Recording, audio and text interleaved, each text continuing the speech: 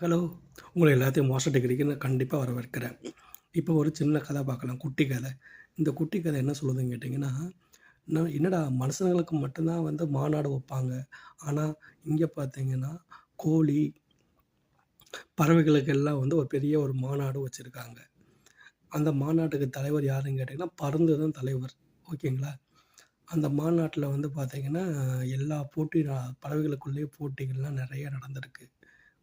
அதில 2 பறவைகள் மட்டும் தான் இப்ப பெரிய காம்படிஷன்ல இருக்காங்க. அந்த பறவை யாருன்னு கேட்டீங்கன்னா, மயிலும், இன்னொன்னு வான்கோழியும். என்னடா மயிலும், வான்கோழியும் சொல்றானே அப்படி சொல்லி பார்க்குறீங்களா? ஆமா. அவங்க தான் கடைசில வந்திருக்காங்க. இப்ப மயில் தெரியும் உங்களுக்கு. அந்த ஸ்டேஜ் எல்லாம் முடிஞ்சிருச்சு. எல்லாத்துக்கும் ஒரு சென்ட் ஆஃப் பண்ணணும்ல. அப்ப கடைசியில ஒரு டான்ஸ் வச்சிருக்காங்க. அந்த டான்ஸ்ல மயில் போய் ஆடி தன் திறமைய வெளிப்படுத்தியிருக்கு. மயில்னாலே உங்களுக்கு நல்லா தெரியும். அது வந்து ஒரு நீல கலர்ல இருக்கும். அதோட இது ரேகைகள்லாம் பார்த்தீங்கன்னா, ஒரு அழகான கலர்ல இருக்கும். அது ஆடுறத பார்த்தாலே எல்லாம் மகிழ்ச்சியா பார்ப்பாங்க. எப்ப ஆடுவாங்க, அந்த மாரி காட்சி கிடைக்கும்னு எதிர்பார்ப்பாங்க.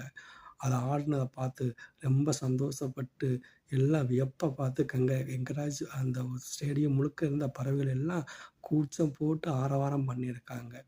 இத அந்த வான்கோழி பார்த்துக்கிட்டே இருந்தது. அப்ப அது பறந்துட்ட போய் கேட்டிருக்கு. "எனக்கும் ஒரு வாய்ப்பு குடுங்க. நானும் ஆடணும் மயில் போல" அப்படின்னு சொல்லியிருக்காங்க. சரி, எல்லாமே ஒரு எ எ பறவைகளும் அத ஏளனமா பார்த்துருக்கு. ஏன்னு கேட்டீங்கன்னா, வான்கோழி பெரிய சைஸ்ல இருக்கும். ஓகேங்களா? அதுக்கு பெரிய தோகைகள்லாம் இருக்காது. ஷார்ட்டான தோகைகள் தான் இருக்கும். ஓகேங்களா? அது எப்படி மயில் போல ஆட முடியும்? அப்படின்னு சொல்லி எல்லாம் சிரிச்சிருக்காங்க. அப்படி இருந்தாலும் பறவை இனம் ஆயிடுச்சுன்னு சொல்லிட்டு, நம்ம இனம் தானே போனா போது சொல்லிட்டு, அந்த மயில் பருந்த ஆ ஆடுறது அந்த பருந்து ஆ அ இது வான்கோழி ஆடுறதுக்கு சம்மதம் குடுத்துருக்காங்க. அது மேடையில போயி அதோட தோகைய வந்து விரிச்சு ஆட முடியல. அங்கிட்டு இங்கிட்டு கூப்பி கூப்பி சினஞ்சு அப்படியே கீழ விழுந்துருச்சாம்.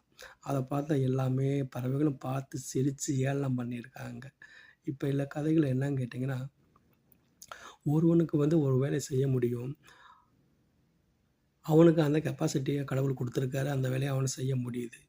அதே போல அவன் மேல உள்ள இத காழ்ப்புணர்ச்சி கொண்டு நம்மளும் அத பண்ணணும்னு சொல்லிட்டு ரொம்ப பிரயாசப்படக்கூடாது. நமக்கு என்ன அளவுக்கு முடியுமோ, அந்த அளவுக்கு தான் நம்மளால முடியும். ஓகேங்களா?